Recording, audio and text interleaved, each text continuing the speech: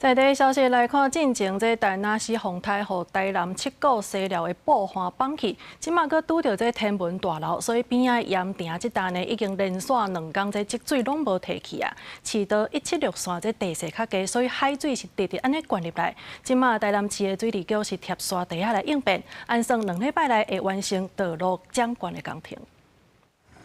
水利的水参路面变悬，日开始大流，地处台南7股咸埕内底，市道176遮出现淹水，水深到半个轮胎悬，车要驶入去根本就无法度。这摆淹水唔但因为大流，主要嘛因为台南市风台时，西寮一带布花有破坑，损害甲真严重，加上大寮排水海水倒灌，造成某仔寮海水倒灌入去咸埕里，附近住户拢心惊惊，拢烦恼像顶日仔徛家，大家拢做水灾。水灾过，大家拢。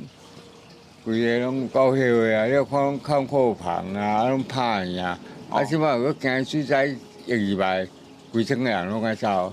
对啊，淹起来就爱去处理啊，无要淹起来吼，这到处就在淹下边烧啊去。